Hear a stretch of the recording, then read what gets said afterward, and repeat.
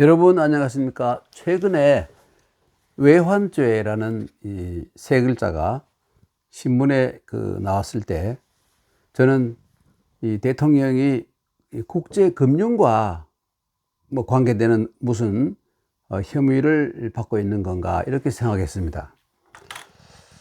그런데 알고 보니 국가의 안위와 관계되는 이 외환 이 죄라는 혐의에 관한 것이었습니다. 한자를 안 쓴 탓이라고 탓하기에는 제가 너무 무식했던 것 같습니다. 예. 그러니까 저는 처음에 이 외환죄가 이 외자에다가 이 금융과 관계되는 외환은행 할 때 외환, 예, 이것인 줄로 알았던 것입니다. 외환죄 이것인 줄 알았습니다. 그런데 저는 자세히 신문을 보니까 이 외환죄가 이 뜻인데 이 외환죄, 이 뜻인데 저는 이런 죄가 있는지를 몰랐습니다. 그러니까 이 외환죄라는 것은 국가의 독립과 영토의 보존을 해친 그러한 범죄. 그러니까 외부로부터의 환란을 유도한 죄. 그리고 국가 기밀을 적국에다가 누설한 죄. 그리고 적국과 통모를 해서 본국에 무력 침략을 하게 한 죄 등이 바로 이 외환죄에 해당되더군요. 정말 어마무시한 그러한 죄라고 할 수 있겠습니다. 그런데 이 공자맹자의 유학사상에 젖어 있는 저의 머릿속에 외환이라는 말이 있지 않습니까? 외환. 외환. 이것은 개인이나 사회나 국가에 없어서는 안 될 이 근심걱정이라는 이 환자가 근심걱정이죠. 근심걱정이라는 그런 의미밖에 없었습니다. 그래 보니까요, 참 온전하게 늙어가기도 쉽지 않은 세상입니다. 맹자의 이런 말에, 제가 왜 이런 말씀 드리냐면, 맹자의 이런 말이 있어요. 어떤 말씀이냐면, 예를 들어 한 국가에, 한 나라에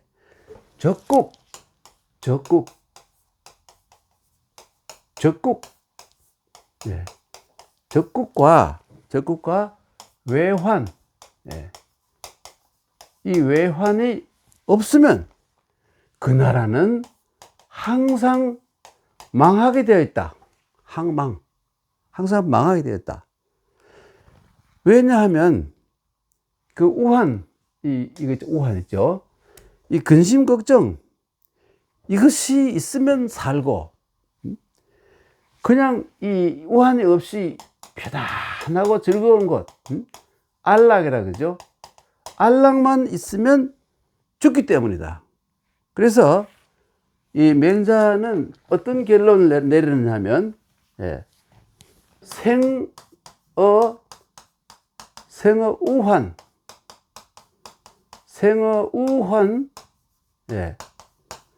사어 안락. 맹자는 이렇게 말합니다. 그러니까 이 우환의식, 이 우환의식이라는 말은 주역, 계사전에 처음 나옵니다만은 주역에 나오는 말이죠. 그러니까 이 우환의식을 가지고 있어야 나라가, 개인이나 나라나 사회가 살고, 그저 그냥 태만하게 안락하기만 하면 결국 망하거나 죽고 만다. 이렇게 얘기를 했습니다. 그렇기 때문에 외환죄라는 것이 있는지도 몰랐다는 이 한자랄 노인이 너무 무식하다고 꾸짖지는 마시기 바랍니다. 그러면 예, 이 한자 공부를 좀 해보도록 하죠. 예. 이 외자는, 외자. 이 외자를 구성하는 이것은 뭐냐면, 달월자 있지 않습니까? 달월. 달월하고 같은 것인데, 이 달은 밤이 시간이 오래되어 가지고 누구나 봐서 환하게 보이는 달이고, 이 석자는 이것은 다른 달인데 아직도 좀 희미한 달, 저녁 때의 달입니다. 그런데 옆에 있는 이것은 뭐냐면 바로 점복자죠. 점칠복자죠. 예. 이렇게 하면 점자가 되지 않습니까? 점자가 되죠. 이 부분이 바로 점복자인데요. 고대에는 특히 은나라 때에는 거북의 이 배가죽, 배뼈, 예, 이것을 가지고 점을 쳤는데 여기 점에 이렇게 나오면 이게 바로 갈라지는 것인데요. 갈라지는 모양을 보고 무언가 이 신의 뜻을 짐작하는 그런 점을 쳤는데 이게 바로 이게 복자입니다. 이것이 이 부분이 나와서 이렇게 점복자가 된 겁니다. 예. 그래서 이 외자는 말이죠. 저녁에 치는 점입니다. 저녁에 치는 앞에 있는 석자가 저녁이고 점이잖아요.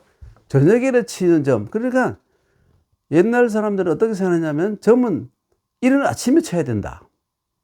맑은 정신에 쳐야 신과 교통이 되어서 신의 뜻을 알 수 있다. 그런데 점 치는 시간이 아닌 저녁 때에 점을 치면 그 점이 맞지 않는다. 그래서 예, 이 글자를 만든 겁니다. 그런 의미로 예. 그러니까 맞는 점과는 거리가 먼 이러한 의미를 가진 글자가 바로 외자입니다, 여러분. 그래서 우리가 말하는 외국이라든지 외부라든지 뭐 내외할 때 외 이런 것은 다 거기에서 파생되어 나온 뜻입니다. 그리고 환. 예, 이게 여러분 뚫불 천자죠. 이 뚫불 천자에 더하기 마음심을, 심장을 의미하는 마음심을 쓴 글자인데 이 뚫불 천자는 원래 어떻게 생겼냐면 이런 어떤 무슨 물건에 나무나 혹은 밧줄을 꿰어놓은 모양입니다. 이 글자가 변해서 이런 모양으로 변합니다. 변해서 이렇게 변하고요. 이 심자는 이 심장의 모양이잖아요. 그러니까 심장이 근심걱정으로 이 관통되어 있다 하는 것이 바로 환자입니다. 그러니까 근심걱정이라는 의미를 담게 된 겁니다. 외환이라는 말이 이런 의미를 가진 것이고요. 그 다음에 지난번에 설명을 드린 적이 있습니다만 죄자는 이렇게 쓰는데 죄자죠. 이 부분은 뭐냐 하면 이 그물입니다. 그물 망자에 같은 글자예요. 그물입니다. 그러니까 하늘에는 새나 혹은 강에서 바다에서 물고기를 잡는 그물, 이게 이렇게 변한 것이죠. 그리고 밑에 이것은 발음 보호인데 여기서는 의미가 원래 새의 양 날개지만 발음 보호인데 이 죄라는 것은 뭐냐면 그물의 한 종류예요. 그물의 한 종류. 예, 그물의 한 종류. 그런데 이 그물의 한 종류인 이 죄자가 진짜 죄를 의미하는 이 코를 상형한 코를 상형한 자자에다가 그 다음에 여기 이 육형을 가할 때 쓰는 이런 끝이 뾰족한 손잡이고 끝이 뾰족한 형벌을 살 때 쓰는 도구를 의미하는 신자. 예. 그러니까 이 신을 가지고 코를 잘라버린다는. 그래서 이것은 따로 이렇게 이런 글자가 됩니다. 예, 이런 글자가 되는데 이게 결국은 뭐냐면 이게 발음이 죄자입니다. 발음이 죄자예요. 그런데 이 글자가 하필이면 진나라를 통일한 진시황이 보니까 이 글자가 하필이면 이 자기를 의미하는 황자 있지 않습니까? 황제할 때 황자. 제가 아무리 봐도 두 개 닮지 않았는데 그 진시황은 이 글자가 좀 닮았다고 생각하는 모양이에요. 그래서 앞으로 이 글자는 쓰지 마라. 그리고 발음이 같은 이 글자를 써라. 이렇게 해서 그냥 그물을 의미하는 이 죄자가 억울하게도 억울하게도 이 죄라는 의미로 사용되게 된 겁니다. 예.